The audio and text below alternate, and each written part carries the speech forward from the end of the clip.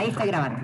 Bueno, el tema de criminologías, yo les diría que lo estudien para que, yo sé que no tienen por ahí mucho tiempo, entonces, acá Zaffaroni lo trata a partir de la página 125, 126, cuando habla de la relación del derecho penal con otros saberes,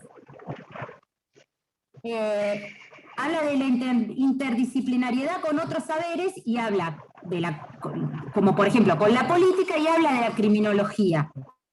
¿Sí? Entonces, comiencen por ahí. Bueno, a ver. En primer lugar, vamos a tratar de ir leyendo y tal vez un poco, que es la idea, tratar de acercarles a Zaffaroni a que ustedes lo puedan entender, ¿sí? En primer lugar, con el tema de la política, o la política criminal. A ver, cuando hablamos de política criminal, hablamos de que, de algún modo, digamos, es innegable que el derecho penal tiene una relación enorme con la política. ¿Por qué? Porque nosotros estamos hablando de ejercer poder punitivo, o sea, el hay un compañero que tiene el audio activado y se escapa un poco con lo que usted dice. Sí. Oh, perdón, Ver, perdón, les pido mil disculpas. Bien, ahora, bien. Lo que yo les decía, que estamos hablando de ejercer poder punitivo, que es poder de castigar, ¿sí? Es ejercicio de un poder de penalizar, de establecer penas, de establecer castigos. Entonces, es un poder enorme. Es decir, el poder decidir qué se va a castigar, qué no se va a castigar, de qué forma se va a castigar. Y hablamos de, por un lado, tengan en claro, cuando ustedes avancen con esto, les van a hablar de criminalización primaria y criminalización secundaria. No sé si algo les hablaron de esto. Cuando hablamos de criminalización primaria, hablamos de cuál es el programa punitivo que tiene el Estado, es decir, cuáles son las conductas que se van a considerar típicas y consecuentemente se les va a asignar una pena a aquel que las cometa.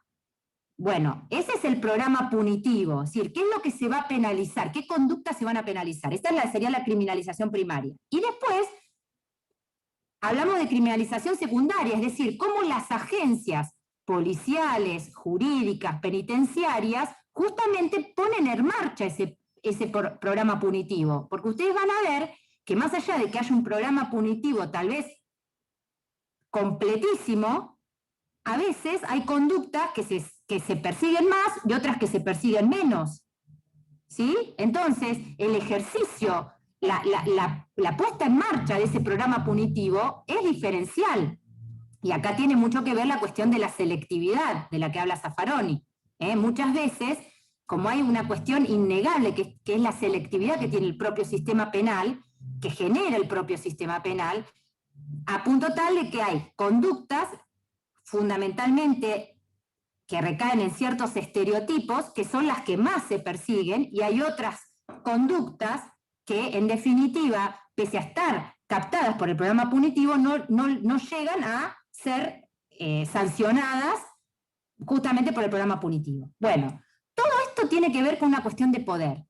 Fundamentalmente, por eso dice Zaffaroni, el cruce del derecho penal con la política es enorme. ¿Por qué? Porque acá estamos ejerciendo poder y entonces es innegable la relación que esto tiene con la política.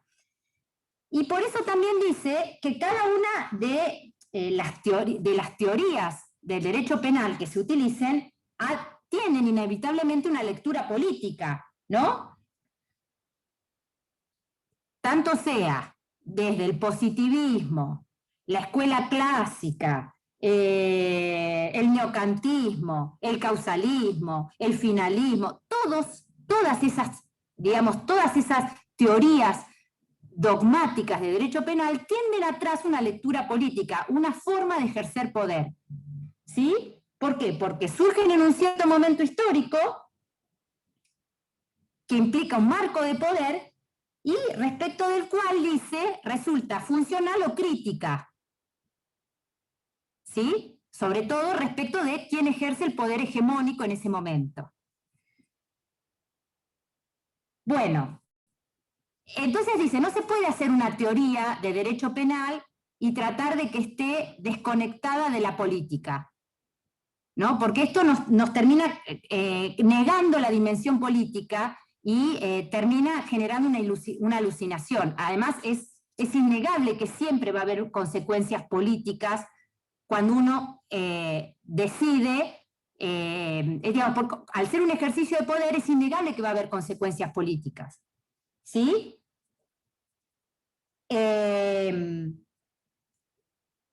Por eso, cuando ustedes vean, Zaffaroni hace mucho hincapié en esto, en la cuestión de que es imposible desconectar el ejercicio del derecho penal con las consecuencias que trae aparejadas en la vida real. ¿Sí? Acá dice, por ejemplo, el tema cuando habla de la política criminal, el hecho de negar la cuestión política, la dimensión política que tiene el ejercicio del derecho penal, dice, nos termina, dice, solo sirve para que los políticos sancionen leyes con falsos fines manifiestos, pretendiendo que combaten lo que no combaten, y para aumentar el ámbito de arbitrariedad criminalizante y el de vigilancia policial. ¿Qué quiere decir con esto? Ustedes van a ver que se habla del carácter simbólico, el ejercicio simbólico, muchas veces se busca cierto efecto simbólico en la aplicación del derecho penal. Por ejemplo, no sé, femicidios. Entonces, habla de femicidios, bueno, aumentamos las penas. Delitos culposos. Uy, qué terrible los delitos culposos. Aumentamos las penas, establecemos agravantes, digamos. Esta cuestión, de algún modo, que está obviamente también impulsada por los medios de comunicación, la demanda social, etcétera, a veces tiene la finalidad manifiesta de supuestamente combatir el delito. Y muchas veces, en el plano de la realidad, nos damos cuenta de que esto no se logra realmente disminuir las tasas de delitos, no se logra la cuestión de la inseguridad, que, digamos, pese a que hay derecho penal de sobra, tenemos problemas terribles de inseguridad. Entonces eso habla de una desconexión, ¿entienden? Entonces, por eso dice, muchas veces se crea un programa punitivo enorme con la idea de que de esta manera estamos reaccionando frente al delito, cuando en realidad lo único que estamos permitiendo es darle más poder a las agencias policiales y a las, digamos, justamente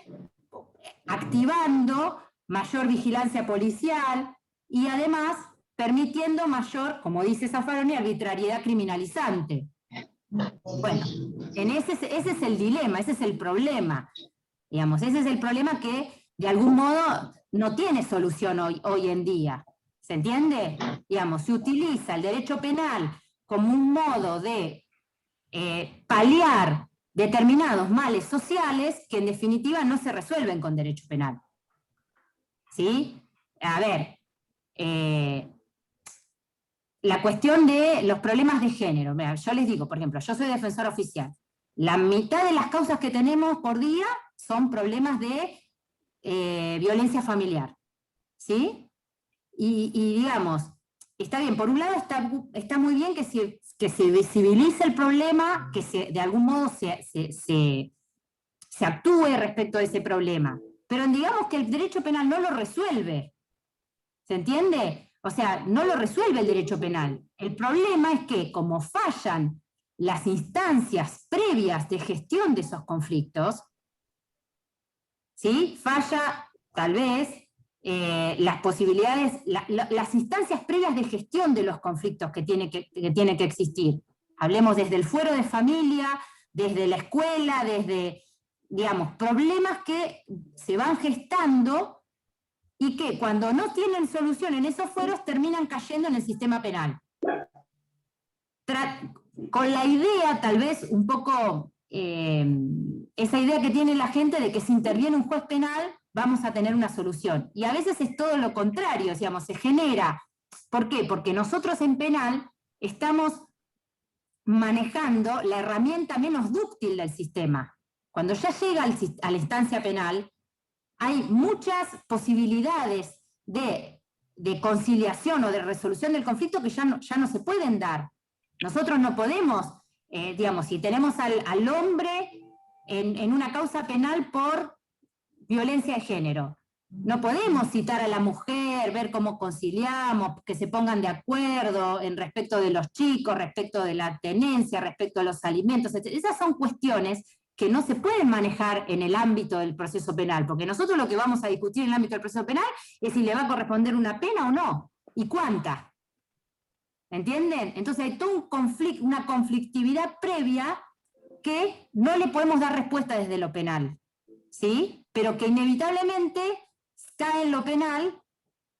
¿Por qué? Porque de algún modo todas esas otras instancias previas de gestión del conflicto están demostrando que no son lo suficientemente idóneas para atenderlo y gestionarlo. ¿Sí? Bueno, entonces, es innegable la vinculación del derecho penal con la política criminal. ¿Sí? Y además, fundamentalmente tienen que tener en cuenta que, como va a tener consecuencias políticas lo que digan los jueces, el juez no se puede desentender de esas consecuencias políticas y también de los datos que le aporte la realidad social. Por eso es importante esta relación con la criminología. La criminología, para decirlo en forma muy burda, sería el estudio de la conducta desviada. ¿Sí? Yo acá les traje una definición dice, la sociología criminal estudia el comportamiento desviado con significación penal, su génesis y su función dentro de la estructura social dada. Entonces, estudia el comportamiento desviado con significación penal. ¿Por qué? Porque hay comportamiento desviado que no tiene significación penal. No todo comportamiento desviado, que se considere desviado, va a tener significación penal. Entonces, estudia el comportamiento desviado con significación penal, su génesis, es decir, qué es lo que lo genera, y su función dentro de la estructura social. ¿Sí? Esto es como tiende a la idea de lo que era la sociología clásica. Vieron que ahí habla en el programa les presenta el paradigma etiológico y después se habla de una criminología crítica, ¿sí? Que es otra visión que se incorpora de lo que es la sociología, que ahora lo vamos a charlar. Pero esta sería la idea clásica que tenía la criminología, ¿sí?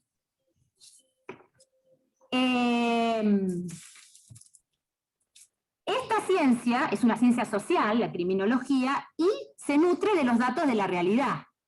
¿Sí? La criminología, ustedes van a ver que tiende a incorporar datos de estadísticas, a ver, digamos, cómo impacta, por ejemplo, supóngase, un estudio criminológico, cómo impacta, no sé, el tema de el aborto en las clases sociales, en cierta clase social, digamos, si se produce, no se produce, a qué se recurre, a qué no se recurre, ¿entienden? Digamos, hace estudios que tienen que ver con datos empíricos, recoge datos, es una ciencia que se nutre ¿por qué? Porque tiende a tratar de captar los datos de la realidad, es decir, cómo afecta, cómo se produce esa conducta desviada en el plano social. Con evidencias también, ¿no es cierto? Que es lo que se va ¿Cómo? a comprar. Con evidencias también. ¿Cómo con evidencias? Claro, se va recopilando lo que es lo que venía hablando usted recién, aparte de estar recopilando todo datos y todo lo demás, subir las evidencias para saber bien en qué grado se encuentra la persona, digamos, ¿no? Una cosa es la criminología, sí. Y otra cosa es la no sé si la criminalística, que es sí. La ciencia, que la criminalística sí. Es la ciencia que no tiene que ver con la criminología, sino que es la ciencia que estudia, que es una ciencia también, el Sí. tema de la escena del crimen y todo ese tipo de cosas, las evidencias que se recogen en la escena del crimen, eso no Claro, tiene nada que pero ver, o sea, no es que no tiene nada que ver, es sí, otra ciencia. se juntan en algún punto para llegar al momento de un juicio, por ejemplo, No, no, no, no, no. ¿no? La criminalística se utiliza Sí, para investigar un delito, sí, ¿entendés? sí. La criminalística es la ciencia que estudia, digamos, para investigar, es la ciencia que le sirve para investigar los delitos. Entonces de ahí tenés la lesionología, bueno, todo, digamos, las autopsias, también obviamente estudian, por ejemplo, la cuestión de psiquiatría forense, Sí, psicología todo, forense, todo ese tipo de todo. cosas. Pero todo tiende a querer investigar el crimen, digamos. Eso Sí, es sí, otra cosa. No estamos ajá, hablando de eso.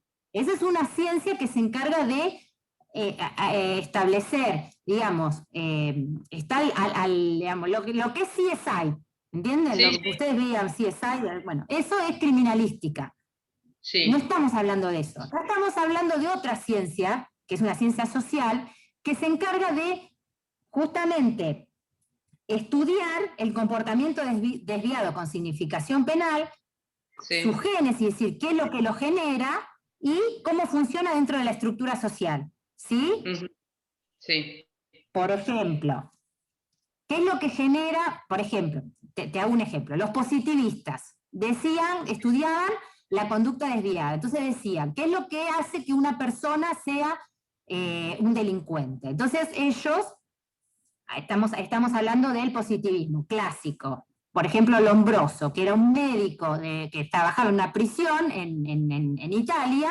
entonces decía, bueno, vamos a estudiarlo, por eso le digo que tiene que ver con la cuestión política también, porque claro, respondía a un momento social dado en el cual dice, bueno, todas estas personas, se puso a estudiar y empezó a ver que algunos presos que se consideraban peligrosos tenían una determinada característica en su fosa occipital, un sí, huesito, entonces dice, todos los que tengan esta característica van a ser delincuentes natos. ¿Entendés? mm, Entonces él decía que había ciertas personas que estaban determinadas a delinquir en función de ciertas componentes genéticos o sí, hereditarios. ¿Entendés? genético, Es una forma de explicar la génesis del delito. Después ujú, esto, que hoy en día nos parece muy burdo, bueno, digamos, después fue evolucionando y algunos dicen, algunas personas están determinadas a delinquir por factores sociales o por factores psicológicos. Eso es el estudio de la criminología, ¿entendés? No tiene nada que sí, ver sí. con cómo investigar un crimen. ¿Sí? No, no, Bueno, porque yo pensaba que en algún punto se juntaban en el del hecho de la parte psicológica o sociológica de la persona tal con vez lo en el que hizo. estudio, no. Sí, ¿Me explico lo bueno, que te quiero el análisis de los componentes psicológicos puede llegar a tener, sí, obviamente es estudiado por la sociología. Sí, sí, eso decir? sí, Sí, eso sí, sí. sí. Vale, Bueno, gracias. a ver, entonces, eh, a ver, dice Zaffaroni que el discurso criminológico acompañó siempre al sistema penal. Siempre hubo un discurso criminológico. ¿Por qué? Dice, la criminología acompañó siempre al poder punitivo porque nadie nunca afirmó que lo ejercía porque le daba la gana, sino que era necesario para evitar un mal. Y siempre existió una explicación de ese mal y de cómo el poder punitivo lo evitaba o lo reducía. Es decir, la criminología sería lo que servía para explicar el mal, digamos, y por qué lo teníamos que habilitar o reducir a este mal, digamos, cómo lo podíamos combatir. Bien, entonces dice, el discurso criminológico de la Inquisición, hablamos de Inquisición, Edad Media, ¿sí? Inquisición, Edad Media, ¿sí? Todos, de algún modo, más allá de que tal vez esta clase sería bueno que lo hubiera dado después de la clase de historia que yo les voy a dar, no la semana que viene, sino la otra, pero bueno, en la bolilla 4 tienen todo el tema de evolución histórica del derecho penal, que la desarrollé yo y que de algún modo les fui explicando véanlo, vean los videos, vean los cuadros, y yo les hice audios y les hice videos que están todas subidas al campus para de algún modo explicar todo esto de la evolución histórica del derecho penal. Entonces, hay un momento histórico muy importante, fue la época de la Inquisición durante la Edad Media, y entonces, digamos, el discurso criminológico de la Inquisición se inicia por primera vez en el Malleus Maleficarum, que es el llamado martillo de las brujas, ¿sí? Que fue su manual oficial y que se editó en 1484 y después hubo varias reediciones. Imagínense, en ese momento, auge de la Iglesia, el poder, digamos, lo tenía fundamentalmente la Iglesia. Entonces, ejercía la hegemonía del poder punitivo la Iglesia. Entonces, digamos, la causa del mal, ¿quién iba a ser? El diablo, ¿sí? Y este diablo que de algún modo se apropiaba de los seres inferiores, que eran las mujeres, ¿sí? Entonces, se asociaba con los más débiles, que eran las mujeres, que eran consideradas brujas, ¿no? Y entonces así explicaba la inferioridad biológica de la mujer en relación con el hombre, ¿sí? Justamente, y toda esta cuestión de que el diablo copulaba con la mujer y de algún modo, por medio de, bueno, acá lo pueden leer, digamos, es como anecdótico. Entonces, de esa manera, había personas que por padecer estos, digamos, esta génesis ya que estaba, digamos, ligada con lo maligno, iban a ser delincuentes natos. ¿Sí? Una pregunta, disculpe. Los criminales natos, sí. Bueno, también la Iglesia estaba en contra de la ciencia. Muchos científicos eran considerados, sus ciencias eran consideradas satánicas, digamos, y sí, tenían que desdecirse. Me refería a que, bueno, porque a veces se presenta como que era solamente un ataque hacia la mujer, a eso me refiero. Pareciera que, como lo que... No. Digamos, sí, no por nada Galileo tuvo que abjurar de sus ideas si no lo terminaba la guillotina, y esto era así. Obviamente, era toda una visión, bueno, digamos, propia de la época, digamos, con todos los defectos que les podemos indicar. Hasta ese momento, digamos, no había... Recién después que digamos, hasta el momento del siglo de las luces, cuando se habla de una reacción crítica, una reacción contra todo este sistema, esta forma de ejercicio de poder tan brutal y tan injusta, la reacción hace que justamente el hombre empiece a utilizar, se cambia de una visión teocentrista a una visión antropocentrista, y justamente acá empieza a la idea del racionalismo, y ahí es cuando empieza el auge de la ciencia, con la cuestión de que, bueno, el hombre tiene, con su racionalidad, tiene el poder de algún modo descubrir, y por eso se rescata la condición, la condición humana, y de esa manera, por eso pasamos a una visión más antropocentrista, y justamente la luz que iluminaba todo esto era la razón, y ahí aparece la cuestión de la ciencia, con el racionalismo. ¿Sí? ¿Estamos? No sé si había algo más que me querías decir, Mauricio. No, era eso, bueno, era esto, la cuestión de, sí, bueno, pero sí había una visión, digamos, del... Sí, decime. Yo tengo una duda, pero no sé si lo vas a tratar más adelante. ¿Cómo se crean los programas punitivos? Para entender mejor cómo influye ¿Cómo se crean los programas punitivos? Para entender mejor cómo influye la política y el contexto. A ver, ¿cómo se crean los programas punitivos? Acá, de algún modo, yo no los quiero no les quiero meter muchos términos, porque tal vez ahora todavía no están preparados para entenderlos. Pero dice Zaffaroni, acá en la página 125, la innegable dimensión política que tienen los programas punitivos, ¿sí? Entonces dice, mirá, aunque la enajenación política siga dominando, es imposible ignorar el programa racista, neocolonialista que anidaba detrás del positivismo peligrosista. Son todas palabras que tal vez ahora no las están entendiendo, ¿sí? Pero, digamos, cada una de estos programas punitivos tuvo atrás una concepción y también una forma de ejercicio de poder para justificarlo. A ver, déjame que siga avanzando un poquito más, Agustín, a ver si te lo puedo explicar mejor. ¿Sí? ¿Está? Déjame que siga avanzando. De algún modo, o sea, ¿cómo se gestan estos programas punitivos?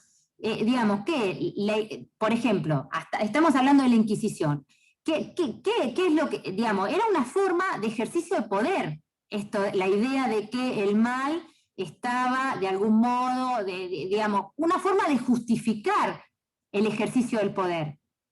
¿Por qué? Porque ellos eran dueños de la verdad, ellos eran dueños de Dios y ellos eran dueños de decir quién era el que ejercía el mal. ¿Entendés? En el fondo es un ejercicio de poder eso. ¿Qué más poder que ese? ¿Por qué? Porque la iglesia era el papa era el representante, o mejor dicho, el papa que se lo delegaba en el rey, era el representante de Dios en la tierra, y eso era lo que justificaba el ejercicio de poder que tenía, el ejercicio enorme de poder. Sobre todo, estamos hablando en monarcas absolutistas. ¿Sí? Bueno, entonces, esto, digamos, era una forma de criminología asociada a la Inquisición. Cuando va avanzando Zaffaroni, dice que cuando el Estado pasó a tener funciones más complicadas, dice, es decir, asumió la tarea de regular la vida pública, la salud, la economía, las educaciones públicas, se dividió en burocracias, que fueron inventando sus saberes especializados. ¿Sí? Y así surgieron las corporaciones, por ejemplo, juristas, académicos, médicos, y también manejar una política pública es una cuestión de poder. ¿Sí? Entonces, la cuestión criminal siempre fue un ámbito ambicionado en cuanto comenzó la lucha por el poder, es decir, ¿quién definía la cuestión criminal? ¿Sí?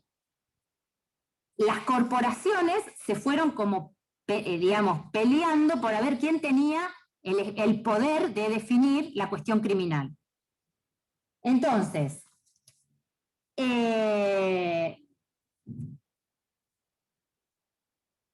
cuando cae esta monarquía absolutista, hasta ese momento, con la monarquía absolutista, el poder que lo tenía el monarca y la nobleza, ¿sí? Que eran, digamos, los allegados al monarca, que eran dueños de las tierras, fundamentalmente.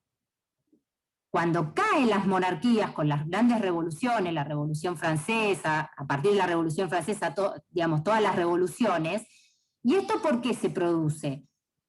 ¿Por qué? Porque hay una nueva clase social, que es la burguesía, que de algún modo comenzó a tener el poder en la medida en que eran dueños de los medios de producción. Cuando comienza a cambiar el sistema productivo y se pasa del feudalismo al capitalismo, ¿sí? Hay un cambio en el sistema de producción, y esta burguesía, que tenía ahora los medios, el poder, porque tenía el poder económico, porque tenía los medios de producción, eran dueños de los medios de producción, querían poder tener también poder político.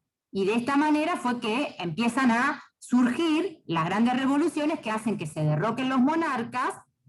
Entonces la nobleza pierde y la que toma digamos, el poder en sí es la clase burguesa. Dice, la cuestión criminal siempre fue un ámbito ambicionado, y en cuanto comenzó la lucha por el poder de los burgueses, industriales y comerciantes contra la nobleza del siglo XVIII, rápidamente las corporaciones de filósofos y juristas se hicieron cargo de ella, elaborando un discurso racional tendiente a limitar el poder punitivo de la nobleza. Este es un segundo momento importante. Entonces, lo vamos a ver, sobre todo lo van a ver cuando vean el tema de historia. Cuando se hacen las grandes revoluciones para derrocar al rey y la nobleza, el que toma, digamos, el que de algún modo llega al poder, al parlamento, es la clase burguesa, ¿sí?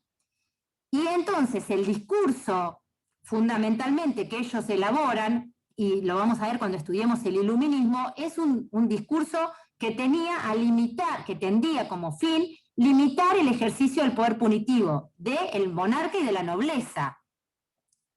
¿Sí? La idea era que no podíamos permitir que se hiciera un uso abusivo del poder punitivo. Y entonces este poder punitivo tenía que estar, de algún modo, el ejercicio del poder punitivo tenía que estar limitado, controlado.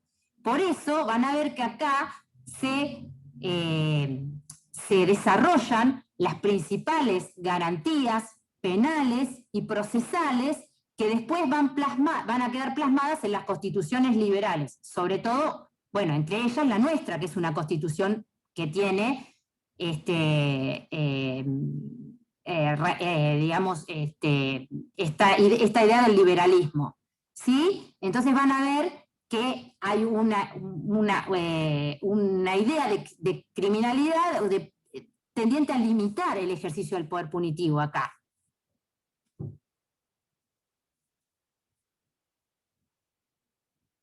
Esto cuando ustedes analicen las escuelas del derecho penal, lo van a analizar en un momento. Entonces, empecemos a asociar iluminismo, ¿sí? Reacción contra el poder, contra la Inquisición, contra el poder del monarca absoluto, burguesía intentando, digamos, llegar al poder político, a poder llegar a tener el poder político, y al tener poder político tenés el ejercicio del poder punitivo, y la idea de que hay que limitar el ejercicio del poder punitivo para que no se vuelva absoluto, para no caer en lo que teníamos, en los males que venían con la monarquía absoluta. ¿Sí? Entonces, la idea de limitar el poder, atomizarlo, que no haya un poder absoluto, sino que haya división de poderes, la república, tiende a eso, a que el poder no se ejerce en forma absoluta por una sola persona, sino que se atomice, ejecutivo, legislativo, judicial, y que ambos se controlen mutuamente. Esa, que es la base de la república, tiene como idea fundamental que hay que limitar el ejercicio del poder. Bueno, hay un programa punitivo atrás, tendiente a esto. Ahora, ¿qué pasa? La limitación, dice, del poder punitivo dejó de ser funcional. Miren esto, la limitación del poder punitivo dejó de ser funcional cuando los burgueses consiguieron el poder.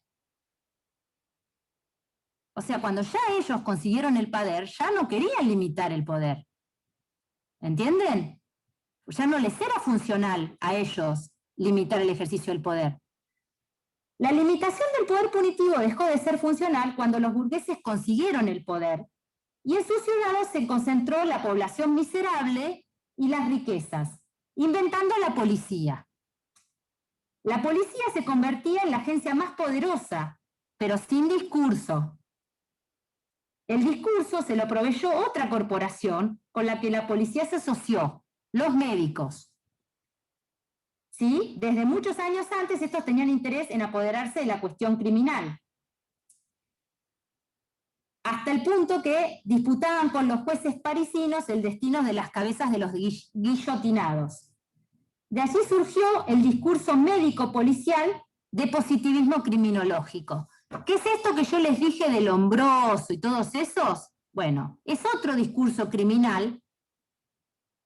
criminológico, que estudiaba, básicamente, y decía que había personas que estaban determinadas a delinquir. Lombroso, que decía que era por factores que tenían, digamos, ellos creían en un determinismo. que había personas determinadas a delinquir. Lombroso decía por factores biológicos, ¿sí? Hacía todo un estudio médico de los delincuentes y decía, estos tipos van a delinquir. Entonces, hasta tenía tipologías, ¿no? Los que tienen estas características son ladrones, los que tienen estas características son abusadores sexuales, los que tienen estas características son estafadores, ¿entienden? Otros decían que ya fueron incorporando otros criterios más racionales.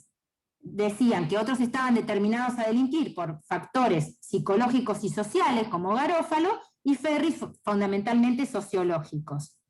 Y hacían una clasificación de los tipos de autores en función de estas características, ¿no?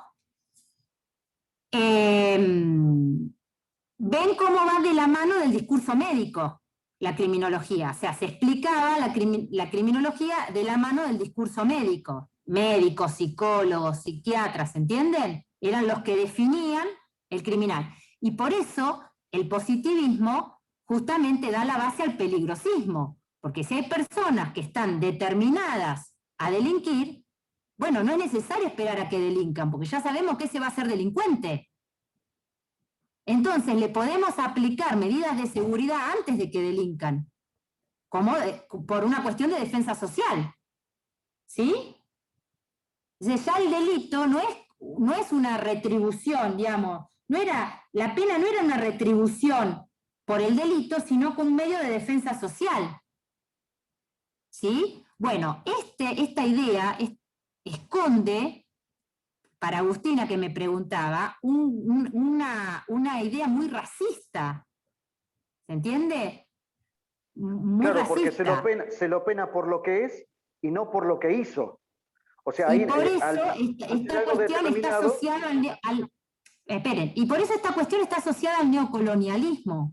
Fue la época en que la burguesía se adueñó del poder y ahí, qué sé yo, por ejemplo, todos los aborígenes eran todos inferiores.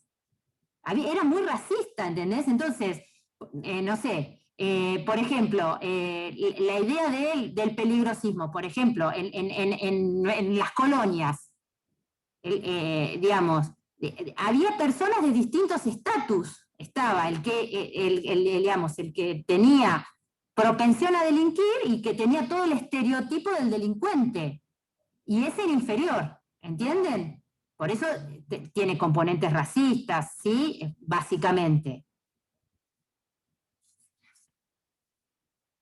Bueno, pero esa estereotipación se sigue manteniendo hoy en día.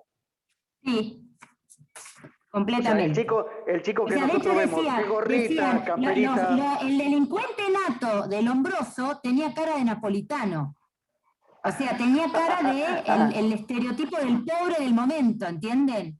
Sí, si vos lo ponés, tenía cara es el estereotipo delincuente que hoy también. Nosotros también nos movemos con estereotipos. Eso sigue pasando. O sea, sigue pasando, porque es innegable que a uno mismo le pase. Vos ves determinada cara caminando por la calle y decís, me cruzo de vereda o me voy para otro lado. O sea, porque nosotros también funcionamos con esos estereotipos muchas veces. No solamente nosotros, las agencias policiales, y por eso hablamos de la selectividad del sistema, digamos, captan a ciertas personas que reúnen esos estereotipos y son las que son más vulnerables a ser captadas por el sistema penal. Tienen mayor posibilidad de ser captadas por el sistema penal. Personas de bajos recursos económicos, de poca instrucción, con problemas de adicciones. Es el candidato típico a terminar en una cárcel. Por eso, o sea, esta selectividad del poder punitivo, en este caso policial, estaría dado generalmente en un estereotipo de gente pobre, porque aquel delincuente de guante blanco es muy difícil que se lo estereotipe o que se lo tenga como algo peligroso. Bueno, perfecto. Entonces, que se diría aportación de rostro.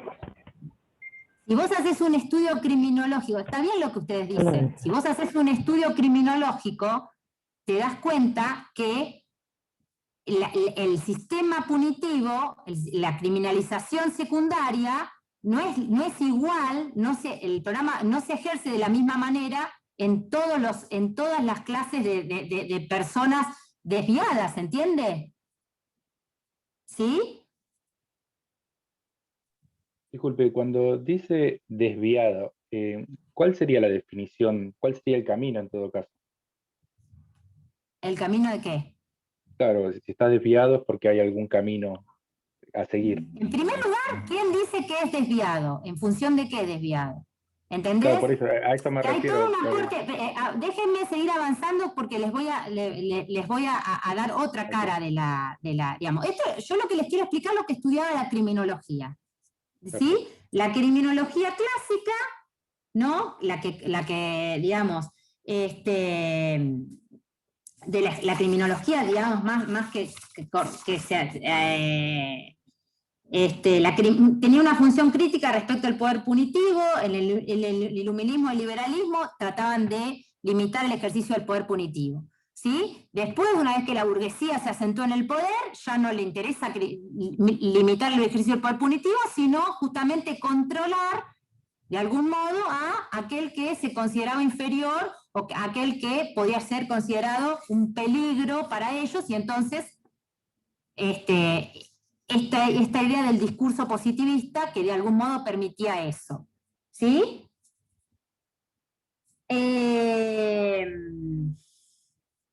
Ahora, dice, a comienzos del siglo XX, la criminología tomó diferentes caminos. En Europa, dice Zaffaroni, ¿no? Voy siguiendo Zaffaroni. Tomó diferentes caminos en Europa y en Estados Unidos. En Europa, la criminología quedó en manos de médicos, y en América pasaron a ocuparse de ellas los sociólogos. Y acá habla de que los sociólogos americanos fueron avanzando de modo interesante, enunciando teorías etiológicas dispares, hasta que quedó claro que el sistema penal, es decir, el poder punitivo, tenía que ver con la etiología del delito, y más aún que no podía quedar fuera del campo de la criminología, porque no era para nada neutro, sino bien selectivo, violento y corrupto. Entonces acá empiezan a cambiar el foco de esa criminología etiológica, que lo que buscaba era la causa de la desviación en el desviado, ¿sí? Analizaban al desviado, al que se consideraba desviado, y analizaban las causas de la desviación, focalizándose en esa persona que se consideró desviada. Acá hay como un cambio de paradigma, que se da fundamentalmente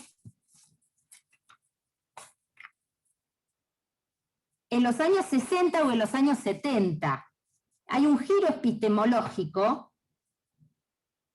que desplaza el interés del estudio del delincuente como un bicho raro, ¿no? El delincuente como un bicho raro, a estudiar al sistema punitivo. ¿Sí? Estudia no solamente el delincuente en sí, sino estudia el sistema punitivo. Y acá empieza la idea de la criminología crítica. A ver.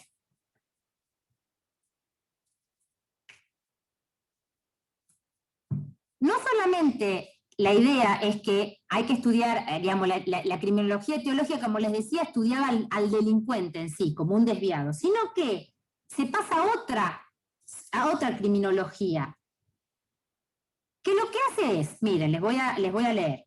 La sociología jurídico-penal estudia, que es esta criminología, estudia los comportamientos que representan una reacción ante el comportamiento desviado. Es decir, los factores condicionantes y los efectos de esa reacción, así como las implicaciones funcionales de la misma respecto de la estructura social global. A ver, estudia las reacciones institucionales de los organismos oficiales del control social de la desviación y las reacciones no institucionales. Para darles un ejemplo, vamos a hablar de la doctrina del labeling approach. Acá, miren. El nuevo paradigma criminológico. se llama el labeling, en inglés, labeling con B larga, labeling approach, o también llamado teoría de la reacción social. Dice, parte de la idea de que es imposible comprender la criminalidad si no se estudia la acción del sistema penal que la define y que reacciona contra ella. O sea, empezaron a focalizar, porque vos decís, ¿quién es el desviado? Pero, a ver, vos no tenés un desviado hasta que no tenés a alguien que defina qué es lo que se va a considerar desviado y qué no. ¿Entendés? Entonces, empiezan a cambiar el giro, ya no estudiar el desviado, sino estudiar aquel que, por ejemplo, al definir el programa punitivo, la criminalización primaria establece a quiénes vamos a considerar desviados y a quiénes no. El hecho de cómo se ejerce la criminalidad secundaria determina que hay ciertas conductas desviadas que son alcanzadas por el sistema punitivo y hay otras que no. ¿Entendés? Entonces, hay que estudiar no solamente lo que hacía la criminología tradicional al desviado, sino también estudiar al sistema que crea ese desviado, ¿entendés? A ver, el estatus social de delincuente presupone necesariamente el efecto de la actividad de las instancias oficiales de control social de la delincuencia. No llega a tener estatus de delincuente quien, habiendo realizado un comportamiento punible, no ha sido alcanzado aún por la acción de aquellas instancias. Entonces, el labeling approach estudia el efecto estigmatizante de la acción de la policía, de los órganos de acusación pública y de los jueces, ¿no? Por ejemplo, las preguntas que se hacen. Los criminólogos transicionales se preguntaban, por ejemplo, ¿quién es criminal? ¿Cómo se llega a ser desviado? ¿En qué condiciones un condenado llega a reincidir? ¿Con qué medios se puede ejercer un control sobre el criminal? Eso lo estudiaba la criminologías tradicionales. Ahora, los criminólogos críticos, esta nueva teoría, estudia, por ejemplo, ¿quién es definido como desviado? ¿Qué efectos acarrea esa definición para el individuo? En una primera dedicción, el estudio de la formación de la identidad desviada, es decir, cómo asume esa persona que es considerado desviado esa identidad. ¿Sí? El efecto de la aplicación de la etiqueta criminal sobre la persona a quien se adosa la etiqueta. Muchas veces, digamos, la subjetividad de esa persona está afincada en esa etiqueta de desviado. Entonces asume el rol de desviado porque se le dice, bueno, a ver, vos sos un delincuente, vos sos hijo de un delincuente, vas a tener que ser delincuente, ¿entienden? Asume esa etiqueta que se le asigna. Y a veces su subjetividad queda afincada en eso simplemente.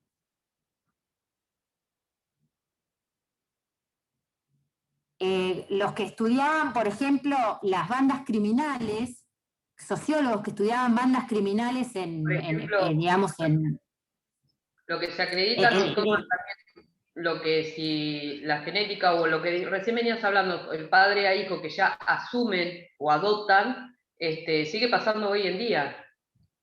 Que si el padre... Claro, bueno, pero, digamos, la idea es cómo poder trabajar con esas personas para ir modificando esa subjetividad.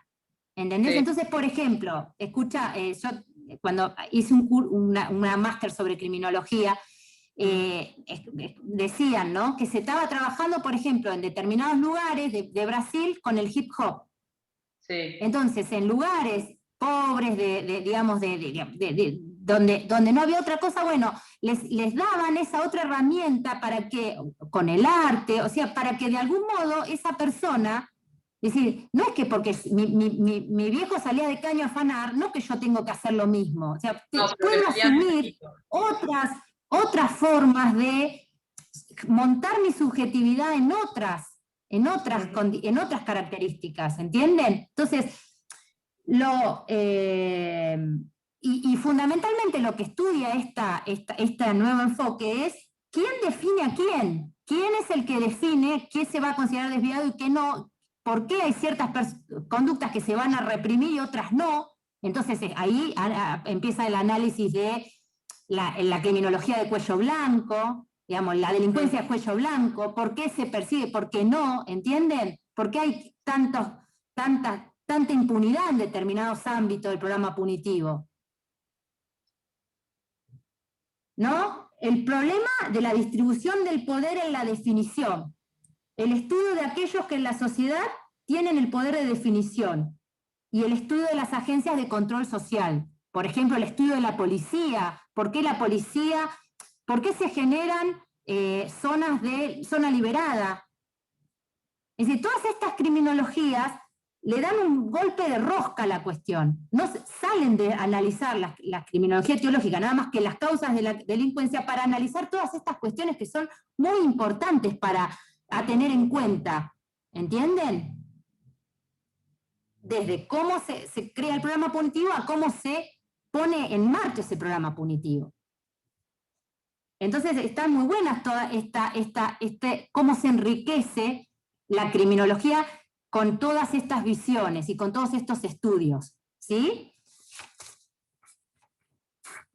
A ver, ¿qué hora es? ¿Cómo vamos con la hora? Allá no tengo apenas. Son las 4. Las 4. Ya estamos las 4. Queda un poquito de tiempo. A ver, vamos a terminar acá con... bueno. Por eso ¿Quieres una pregunta? Miren, ustedes están... Sí, Voy a hacerte decime. una pregunta, Sí. a ver si porque es algo que tenemos el diario, que toda persona, creo que todos los que estamos aquí, creo que también deben de pensar lo mismo. Si se estudia la parte de lo que es la policía con zona liberada, si ya sabemos lo que hay detrás y de fondo, ¿por qué eso no se puede cambiar, no se puede terminar con eso? Si ya sabemos lo que hay y el por qué. Sí, porque tal vez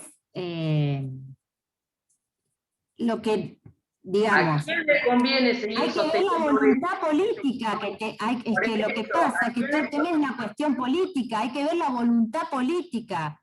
Claro, pero Y hay entonces que ver sabemos que cuáles detrás... son los fines, a ver, cuáles son los fines manifiestos, vieron, de todas las agencias, los fines manifiestos y los fines latentes que subyacen. Sí, ¿Entendés? bárbaro. Entonces, el Perfecto. fin manifiesto puede ser, hay que terminar con el delito. De repente el fin latente o encubierto puede ser otro. Sí, pero ¿a quién le conviene seguir Por eso es sosteniendo eso? Y bueno, pero en definitiva, lo que termina Ya sabemos, diciendo... ya sabemos de dónde viene el estudio, ya sabemos todo. Si ya sabemos, ¿por qué no se puede terminar? ¿A quién le conviene seguir teniendo latente eso? Y bueno, a ver, mirá, por ahí te lo responde un poco Zaffaroni cuando habla, dice, las distintas corporaciones, médicos, juristas, filósofos, siempre tuvieron discursos sobre la cuestión criminal, solo que únicamente alcanzaron a dominar el campo de saber cuando fueron funcionales a un establishment hegemónico en el momento. El que determina es el establishment hegemónico del momento. Ese es el que determina, digamos, cómo se va a ejercer la política criminal y en definitiva va a utilizar una corriente tanto criminológica como de algún modo penal que sea funcional a ese establishment, ¿entendés? Claro, pero no es funcional porque sigue estando latente. ¿Me explico lo que te quiero decir? El por qué no se puede fraguar, por qué ya no se puede cortar, por qué no se puede cerrar ya esa arteria. Porque si estamos hablando y haciendo estudios del hecho, que nosotros vamos a ser abogados, ¿no? Y nos conviene que siga estando porque vamos a tener trabajo en lo que le dediquemos en la parte, la rama penal. Bárbaro, perfecto. Pero si ya sabemos lo que hay, ¿por qué no realmente? Porque entonces estamos metiendo más gente y más críos que los que no se pueden Lo que salvar. pasa es que no es una respuesta que se te puede dar desde el derecho penal, porque va más allá del derecho penal, ¿entendés? Yo creo que va la confusión... a tratar de ver qué idea de sociedad queremos, Claro. dentro de lo cual yo el creo que derecho penal es simplemente Que la idea una de la pata, sociedad ¿entendés? ya sabemos lo que hay, ¿Qué pero idea de sabemos que sociedad lo queremos? conveniente ¿Entendés? está arriba, que lo que no les conviene cortar son los que mandan de arriba, que esta arteria, zona liberada, siga sosteniéndose, digamos. Profesora, lo que pasa es que me parece que hay una confusión acá porque todo esto está planteado como si fuese una conspiración eterna. Desde toda la historia fuese una gran conspiración. Y me parece que ahí está el error de plantearlo así. porque evidentemente, como te dice, depende de qué sociedad queremos, pero bueno, pero no como una conspiración eterna, porque si no, ya está, tenemos que bajar la persiana y listo. Bueno, No, a ver cómo termina. Seguimos en la misma. A ver cómo termina. Miren, les voy a decir esto, a ver, por ejemplo, ¿cómo sigue Zaffaroni con esta idea de la criminología? Pasamos a la criminología crítica, dice. Bueno, a ver, la criminología crítica hace un gran avance porque sale del estudio del delincuente como bicho raro y empieza a estudiar el sistema, que genera, ¿no? Digamos, se empieza a estudiar al delincuente y empieza al sistema, digamos, ¿por qué el sistema genera selectividad? ¿Por qué el sistema, cómo opera, cómo reacciona el sistema penal? De algún modo, a veces, en lugar de mitigando la criminalidad, generando más criminalidad, ¿o no? ¿Cuántas veces hablamos del efecto, el efecto que la cárcel en sí, la prisionización, en lugar de justamente resocializar, genera mayor, digamos, los perfecciona en la carrera criminal a las personas que terminan allí dentro, ¿no? Entonces terminás generando el efecto contrario a aquel que buscás, supuestamente evitar. Y entonces ahí empieza a ver que, si bien esta criminología, es como que hay dos corrientes a partir de ahí. Una corriente de la criminología que de algún modo se quedaba en tratar de ver cómo podías hacer para mejorar el sistema, pero dentro del sistema. Y hay como una corriente posterior, más de origen marxista, que fue como más radicalizada, que justamente dice, no, el sistema no sirve y hay que modificarlo y tenemos que esperar una revolución para cambiar directamente el sistema. Y ahí estamos, ¿no? Se los leo con las palabras de Zaffaroni, que lo dice mucho mejor que yo, dice. Estas observaciones, me refiero a la criminología crítica, fueron severamente criticadas por criminólogos más radicalizados, y desde una perspectiva teórica marxista se trató de encuadrarlas en perspectivas teóricas más amplias, pero en las que no quedaba mucho espacio para modificar la operatividad de las agencias del sistema penal antes de un pretendido cambio revolucionario total y definitivo que nunca llegó. Esta criminología crítica radical perdió predicamento en los últimos años a causa de la esterilidad para orientar a los operadores progresistas de las agencias del sistema penal. Claro, es como que la radicalización hace que en definitiva termina haciendo que no sea operativa para producir cambios de algún modo, aunque sean pocos, pero de algún modo efectivos, ¿entienden? Dice, lo mismo sucede con el poder punitivo. Por mucho que sea selectivo, violento y corrupto, y que esté deslegitimado, existe. Y algo hay que hacer para reducirlo y acotarlo. Es absurdo pretender que debemos quedarnos inmóviles esperando la revolución. ¿Sí? Entonces, la idea es justamente utilizar los datos de la criminología para poder ejercer el poder punitivo del modo que sea lo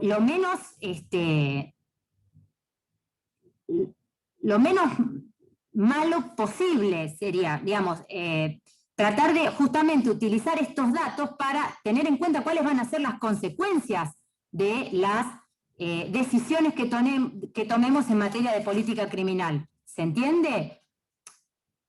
Teniendo la idea de que por el momento no vamos a poder deshacernos del derecho penal.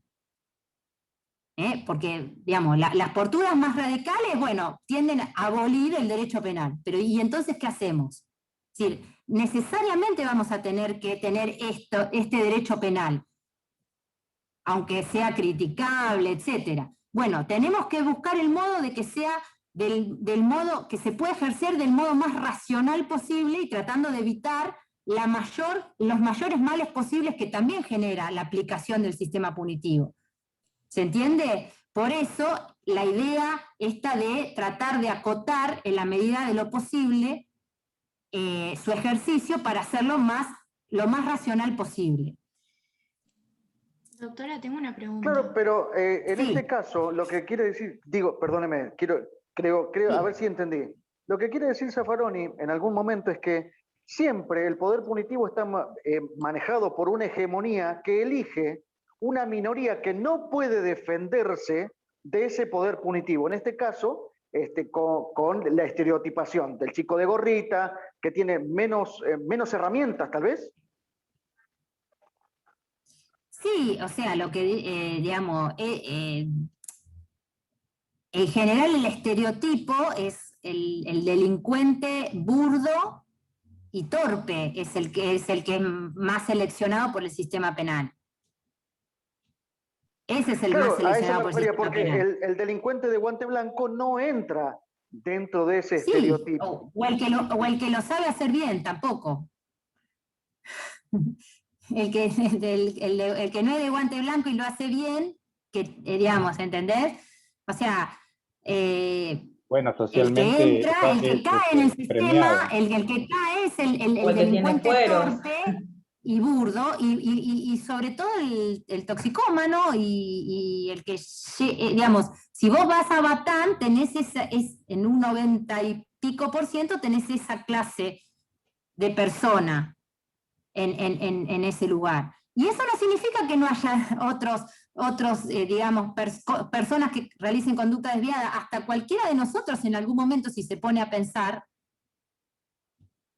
digamos, para decir verdad, tal vez alguno de nosotros que tal vez no hemos matado, pero tal vez hemos ejercido alguna conducta desviada en algún momento y no hemos sido alcanzados por el sistema penal, entonces no nos tratamos de desviados en ese sentido, ¿entienden? Porque acá hablamos de la selectividad del sistema y acá surge todo eso. O tenemos distintos modos para evitar caer en el sistema.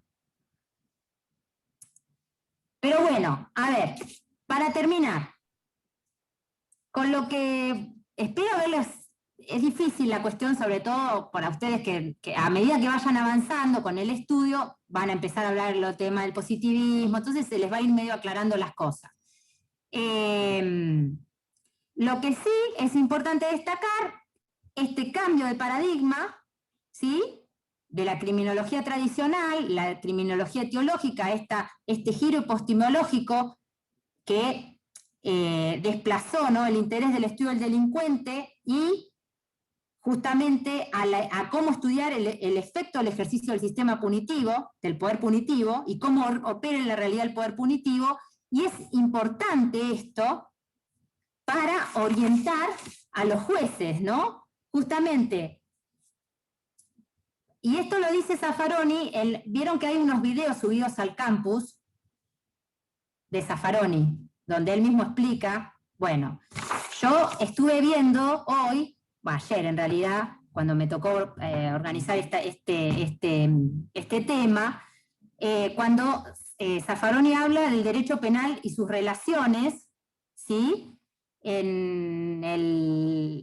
a mitad más o menos, en el minuto 23, habla de la relación del derecho penal con la criminología, y resalta esta cuestión de el cambio, el giro epistemológico, de la criminología tradicional a la criminología actual, ¿no?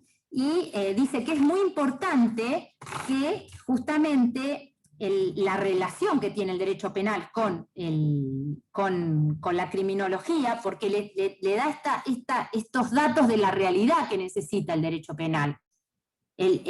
Justamente para saber qué consecuencias va a tener la aplicación del poder punitivo, qué consecuencias concretas en el plano de la realidad va a tener la aplicación del poder punitivo. Porque dice, esto evidentemente confronta con la idea de un derecho penal idealista que simplemente se queda en el deber ser, en un puro normativismo, en puras normas, como si el derecho penal fueran puras normas, ¿no?, que es el idealismo, la idea del idealismo, ¿no? No, en realidad el derecho penal se ejerce en la realidad sobre personas de carne y hueso, que sufren, que lo padecen, y acá está la idea de la violencia, está la idea del dolor, ¿no? Cuando nosotros administramos cárcel, administramos dolor, ¿sí? O devolvemos o no, dolor, ¿sí? Entonces dice, no se puede hacer ningún programa político sin tener en cuenta las consecuencias sociales concretas de ese programa político. Por eso, el derecho penal que rechace la información sociológica acerca del ejercicio real del poder punitivo que está habilitando o que está interrumpiendo del ejercicio del poder político de los jueces, nunca puede dar resultados concretos en la realidad. Por eso es importante que exista esta relación entre la criminología y el sistema y el derecho penal, ¿entienden? Justamente porque nos muestra cómo va a impactar el ejercicio del poder punitivo que estamos habilitando, que estamos interrumpiendo en la realidad y del plano social. Bueno. ¿Alguna pregunta? ¿Le sirvió la clase? ¿Sí? Bueno, espero que... Hay mucho más... Sí, decime. Como estructura en general, entonces, como para poder empezar a entender todo lo que acabas de desarrollar, tendríamos que ver los distintos tipos de teorías clásicas, totalitaristas y demás, para poder... Eso lo van a ir estudiando, miren, chicos, esto mismo se los van a, de algún modo, lo van a estudiar cuando estudien la bolilla de Corrientes. Corrientes es esto, escuelas del derecho penal es lo mismo, van a estudiar el positivismo, la escuela clásica, todo eso lo van a estudiar. Quédense tranquilos, eso lo van a ir viendo en otros, y van a tener, cuando vean la bolilla de historia, esto es lo que yo les quiero pedir, para la clase que viene, que van a tener conmigo, que me parece que es el miércoles que viene, no el otro, que vamos a ver la bolilla de historia, yo ya la bolilla de historia la desarrollé toda completa. Para la época de pandemia, ¿no? Les subí videos, les hice todos cuadros, se los expliqué con videos y como a veces no podía hacer videos porque eran de 5 minutos, les hice audios. Véanlo, por favor. Así, la próxima vez que nos veamos, sí, está subido al campus, bolilla 4. Está todo lo de historia. Así me preguntan, porque no vamos a poder desarrollar todo de nuevo la explicación. Pero así tengo preguntas concretas o lo que sea, lo vamos charlando, ¿les parece? ¿Sí? Entonces, como tarea para el hogar les dije eso. Con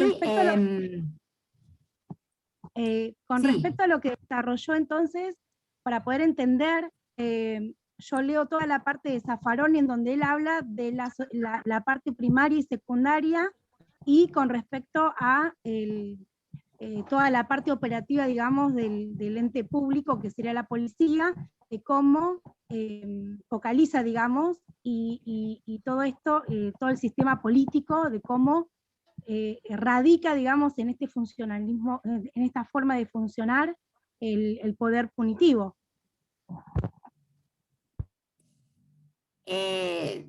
Bueno, no sé, si querés, a lo que apunta el programa, a lo que apunta el programa es a la relación del derecho penal con la criminología.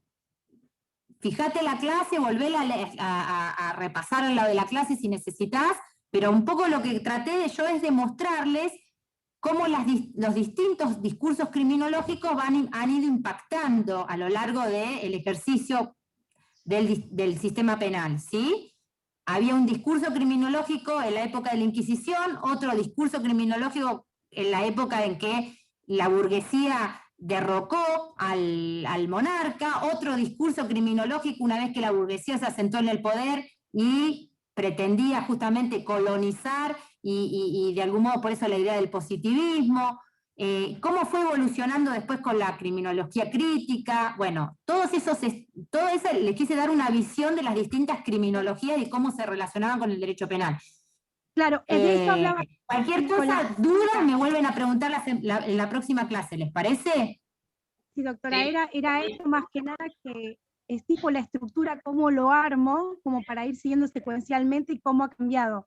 Sería eso, digamos. ¿Ah? Bueno, listo. Profe, hoy quería hacer una pregunta y justo habló otro compañero y no la pude hacer. Voy a detener la grabación, así ya está.